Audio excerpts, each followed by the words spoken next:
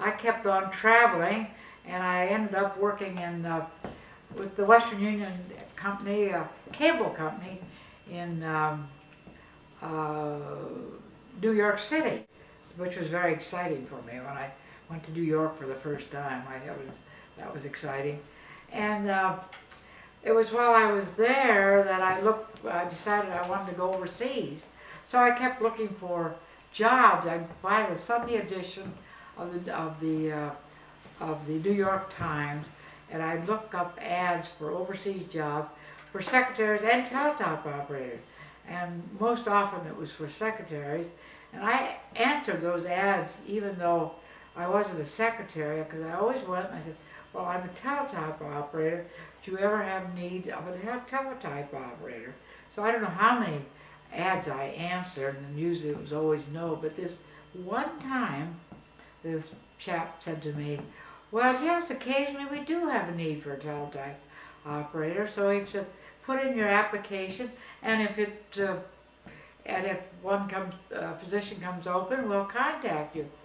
Well, 2 weeks to the day I was there, he called me and he said, we have a job. He said, an overseas job. You want to come over and talk about it? Well, I did. I ran over there knees high all the way. And he said, well, it's going to be in Saudi Arabia. And I said, that's fine. I hardly knew where Saudi Arabia was, but I knew I wanted to go overseas. And I did. I quit my job with the Western Union. I went home for a month. I had to get my passport and everything, and physical and all that. And a month later, I got on board an old DC-4. It was I got a job with the Arabian American Oil Company, and they had their own fleet of airplanes at that time, and they were flying new personnel over there because that was really the beginning of the big buildup of the oil companies, of the American oil companies in Saudi Arabia. So I flew over on an old DC-4. That took forever, it seemed like. We flew up to Newfoundland, across to Shannon. Then we went to Paris. We landed in Paris, I remember it well, August 3rd, 1951, because I looked around that city and I said, this is for me. We only stayed 36 hours, but I said, I'll be back. I'll be back. And I was back a year later, and that was the beginning, as I tell so many people, of my love affair with the city of Paris, the city of lights.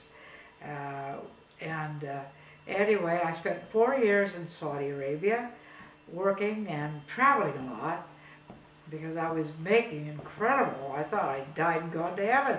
I was making incredible money as a teletype operator, which enabled me to save money and travel and everything. And after 4 years, I decided, well, that's enough, you know. And so I quit my job, and along with 2 other friends who quit their job, and the 3 of us flew up to Beirut, and then we took a 6-day boat trip from Beirut, stopping in Athens and Rhodes Island and on to Bari, Italy, and then we flew up to Dusseldorf in Germany, and we bought a Taunus station wagon there, and we traveled all over Europe, the continent, and in May of 1955 we were in Barcelona, and so we decided to take our car over on the ferry to the big island of Mallorca, one of the 3 Balearic Islands off the coast of Spain near Barcelona. And we took that overnight ferry, and we sailed into Palma de Mallorca that May morning. It was absolutely beautiful.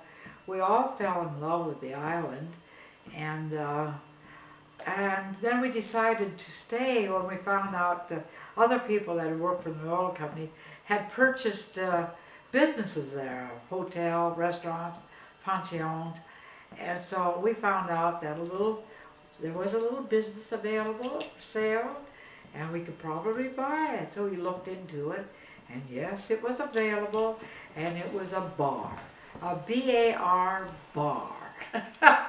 So we bought the bar. We had a Majorcan lawyer do all the paperwork and with the authorities, and before you knew it, we were the proud owners of this small bar in the section of Palma called El Terreno. And anyway, it came time to open the place. We were waiting for our permit to open the place, and it was delayed, it was delayed, it was delayed.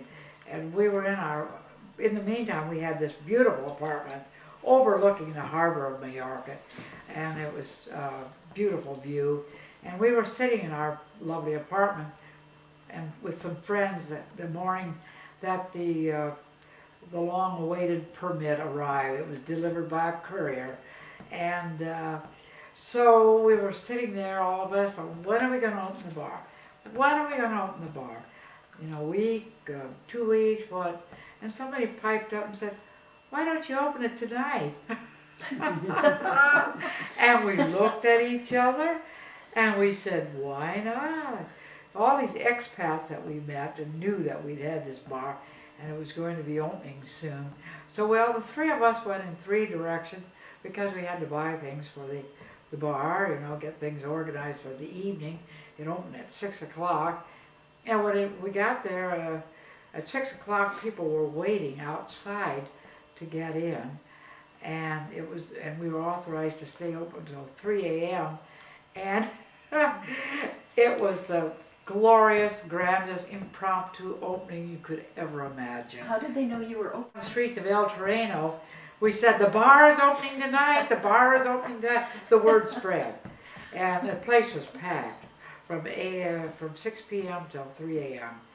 And it was a wonderful experience, owning that. The first year, I should say, it was a lot of fun, you know. It just was a real kick. In those days, most of the tourists were Brits that would come down from England, from the British Islands.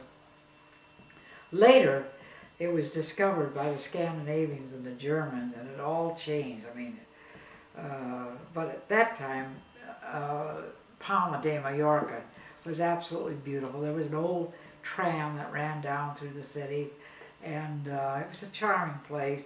And it was, as I say, it was a lot of fun. Then suddenly, after about a year, I woke up and I said, this is really, there's no substance to my life. This is boring. I just was not happy staying.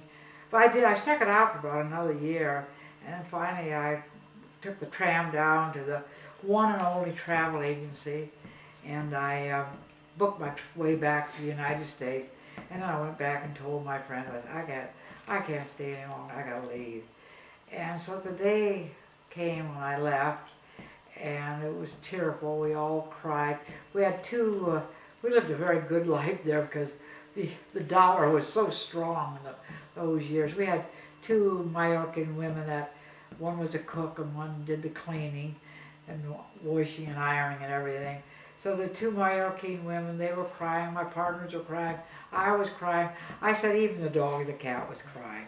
And so then I got on this old German Junker plane, fixed wing plane, passenger plane that flew between Barcelona and Palma in those years. And I cried all the way to Barcelona, I remember. And the plane landed, and I stopped crying, and I never looked back, because many years later, 1973, by this time I was in the Foreign Service, and I was posted in Quito, Ecuador, and I got a call from my friends. They said, "Listen, shut up and don't interrupt. We're having a big reunion on Mallorca in May." They called me in April of '73, and you've got to be there. And so anyway, I had this wonderful boss. I was slated to leave for a new assignment in June, but this wonderful boss of mine, Ira Levy, I said, "Ira, I just got the damnedest call. These friends want me to go over to Mallorca for a big reunion. I need about 10 days leave." And he said, "Go ahead, Pat, no problem." So I did. I flew from Quito up to Miami, up to London, down to Palma, and was met by my friends who'd arrived, and all these other friends that I knew on the island of Mallorca, these expat friends that were still living there. And we had a wonderful, wonderful reunion. But at one point, when we always used to gather at a place called the Plaza Gomila, and we'd always sleep late, get up, go to the plaza and meet our expat friends, and have a few drinks, and then have a big lunch, a siesta, and open the bar. That's what got so boring to me. And I knew I had to leave. But anyway, these friends were still, 15 years later, we're still doing the same darn thing. Getting up in the morning, going out to the Plaza Gomila, having drinks, a big lunch, siesta.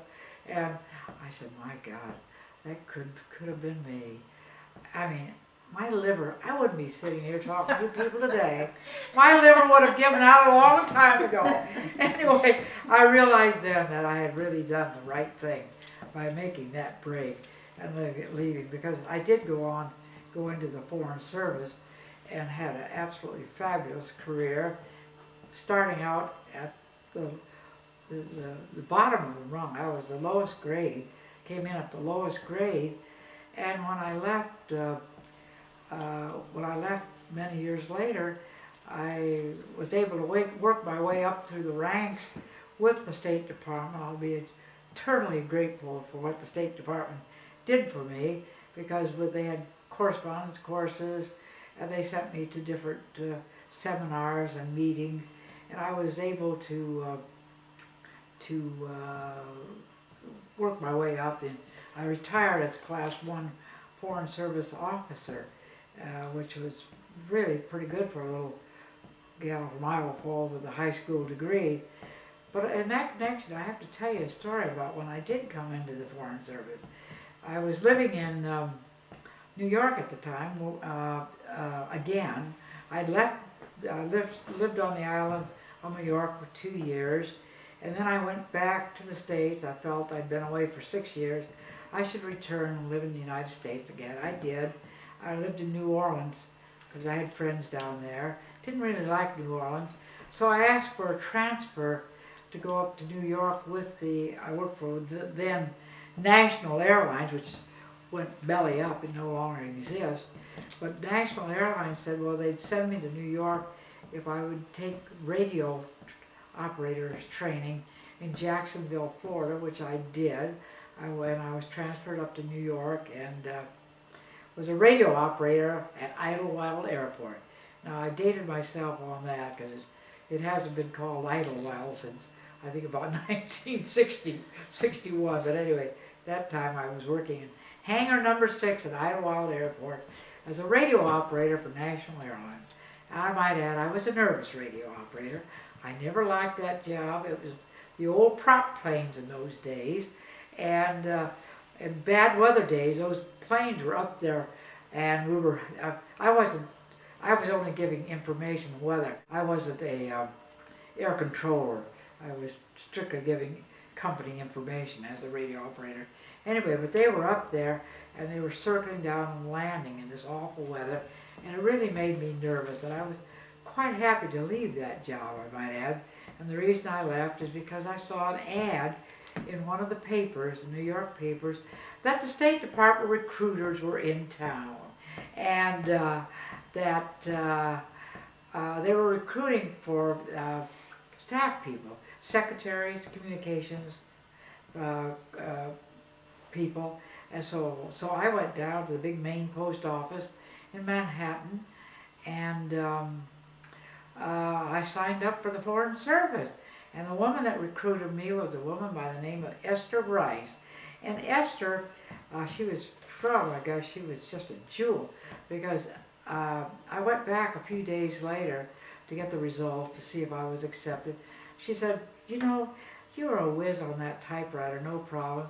And most of the written test was fine, but you flunked the grammar part of the test.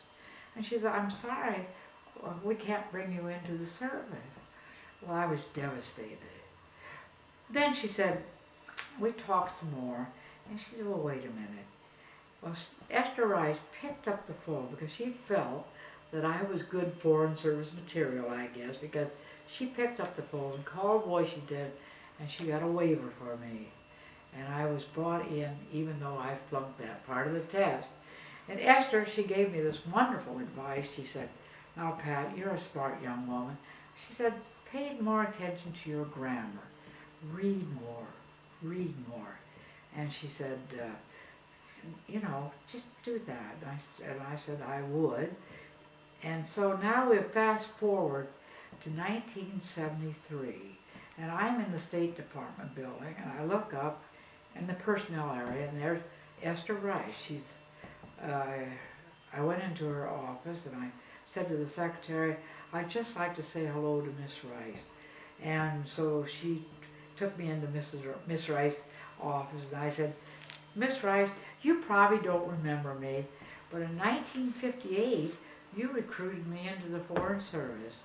And I just want to thank you because it's one of the best things that's ever happened to me. She smiled. I said, you probably don't remember this either. I said, but I failed part of the test, the grammar part of the test. And you picked up the phone and you got a special waiver for me to come in anyway. And you gave me advice to read and pay more attention to my grammar. And I said, I want you to know I've just taken the test and been accepted as a Foreign Service officer. And she smiled, and I smiled. I sat there and talked with her for I don't know how long. But that's just part of the luck that I've had in my career, in my professional career. It's been very, very, very fortunate because I was in the Foreign Service altogether, 32 years as a regular Foreign Service employee, and I retired on November 1st, 1990, but then they had this wonderful program. They told me about it before I retired. They said, sign up for it so you can keep your top secret clearance, and it's a program called WAE, which is one of those government acronyms, when actually employed. Well, I signed up for it, and right after the first of the year, in 1991, Washington called me and said, Pat, we need a consular officer down in Freetown, Sierra Leone for 3 months. Can you go? And I said, yes. Well, for the next 3 years, I went to Sierra Leone, plus other places. Anyway, I was a temporary employee for the State Department for 18 years, for a total of 50 years with the State Department. And my second career with the State Department as a WAE employee, a temporary employee, took me into incredible places. I mean, my first part of my career was, I started out in Rome, Saigon, where did I go? Paris, my first assignment in Paris. Then I went to Africa, to Yaoundé in Cameroon, then Marseille, and then I went to Quito, Ecuador, and then I went to Copenhagen, and then I went to, after Copenhagen, I went to, where did I go after Copenhagen?